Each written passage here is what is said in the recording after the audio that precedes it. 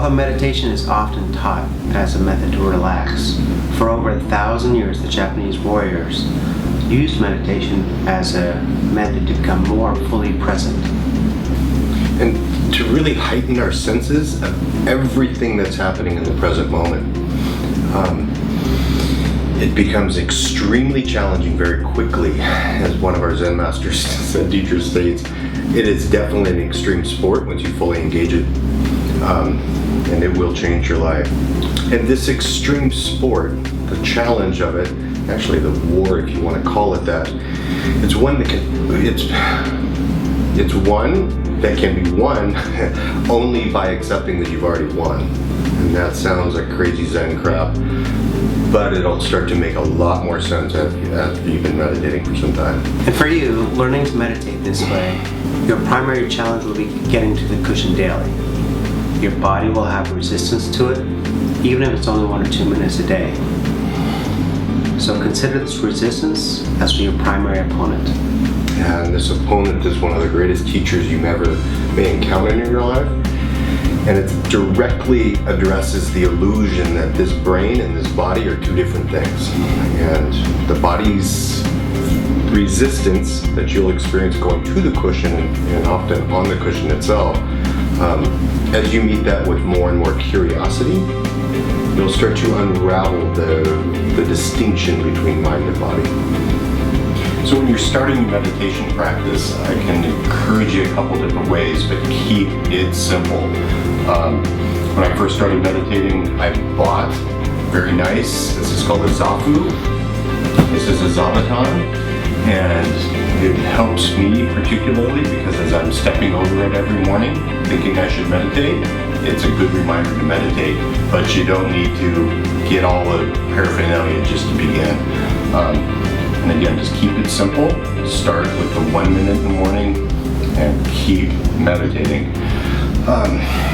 So, you've never meditated before? Never meditated. Why don't we try out Seiza position? This is a very traditional, simplest position to get in. So basically it's just 2 knees in front. And just plop your butt right on the cushion. Feel pretty comfortable? Yeah. And so, a couple things that you really want to pay attention to in meditation, and posture cannot be understated how important it is. Because again, what we're trying to do is connect the brain to the body. And to do that effectively, the chin, there, about there, needs to be parallel to the floor. Ears on top of shoulders, shoulders on top of hips. 2 primary muscles in the body. We've got mover muscles, and then we've got, as you slow down, you'll start to feel the support muscles kind of engage, and then they start to settle. And learning to trust your body's support muscles to do what they're supposed to, which is not controlled by the brain, is one of the first challenges in meditation. Breathing is the other key component of meditation, and this style of breathing can be awkward at first, but it's incredibly powerful. Again, the Japanese figured this out. And so the center of gravity is basically right between our hips. You can imagine 2 inches, 3 inches below your belly button is a big ball of energy. In Japanese they call it hara. And with this ball of energy, what we do on the in-breath is we gently imagine scooping basically right below the belly button and lifting that ball of energy up, holding it up, and slowly letting gravity relax the body and drop that ball back down to the floor. Nice. And slowly let the breath go. And so I'm controlling my breath on the up, and I'm slowly giving up control on the out breath. Oftentimes at the bottom of the breath you may feel a little wobble, which is your support muscles starting to engage a little bit more fully. A lot of people go, whoa, I can feel the energy moving through my body. That's actually vasodilation. It's all the little capillaries in your body starting to feel like relaxed.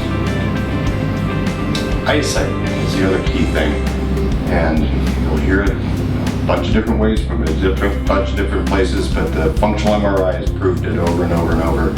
Keep your eyes open during meditation. And the reason for that is because the neocortex, the brain up here, 70% of it's dedicated to eyesight. And if you're looking straight forward, you're using the brain as a threat detector. So what we do is keep the chin parallel to the floor, but then slowly look down at about a 45-degree angle. That's like you're reading a menu or taking in new information from a book. As you breathe in, slowly let the gaze soften. And for you hunters, we specifically teach a very direct seeing meditation. What this is where you learn to hyper-focus on one very particular spot in front of you on the in-breath. And on the out-breath, you really allow the soft gaze to open. You start to expand the awareness to the peripheral vision. So in-breath, focused, out-breath, soften and expand. Nice, and you can see her starting to follow. What do you think? This is nice. So comfortable. Yep. Again, this is not about learning to be relaxed, it's allowing the body to relax on its own.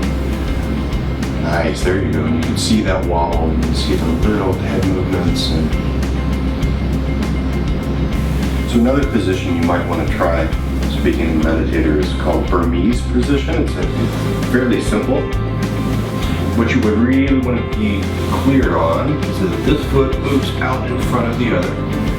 That knee on the ground, and that knee on the ground. And again, you can lean back a little bit. You're like, whoa, it's too far back to move forward, and then kind of move around in a little circle.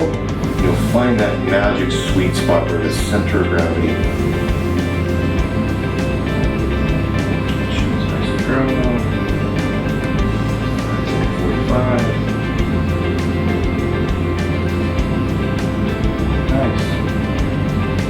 And so if you don't want to invest in a Zafu Zabuton right at the get-go, a chair is all you need. There's no excuse not to meditate every day. But you want to be sure of a couple things about the chair. One, that it's a fairly solid chair. One of these cushy chairs, you can sink in too much and it's hard to maintain the posture. And the posture is key in this. A couple critical parts in a chair is that the knees are just below the hips, feet flat on the floor. And then again, it's just the same posture. So chin parallel to the floor, ears on top of shoulders, shoulders on top of hips. Hands are fine on the lap or in the mudra. Good one. So you have absolutely no excuse not to do this every day, right? All right. So setting up a daily meditation practice is as simple as you can make it and keep it. And the way I do that, most of my people I've worked with, is start out with 1, 2, 5 breaths a day, literally. The key component of this entire thing is to keep the practice going. This illusion that the body and the brain are two different things, you will feel the resistance in the body to that meditation cushion. The brain then will try to come up with a great story as to why you don't have time or you need to check your email first. That's the moment the meditations begin. Feeling that resistance, meeting it with curiosity, and then slowly moving through that resistance. And the slower you go, the more present you become, you will quickly start to realize there is no resistance in the present moment. And I cannot emphasize enough how life-changing that can truly be once you engage that practice. Realizing that, why am I resisting this and not coming up with a story? It gives you the opportunity to really change your life.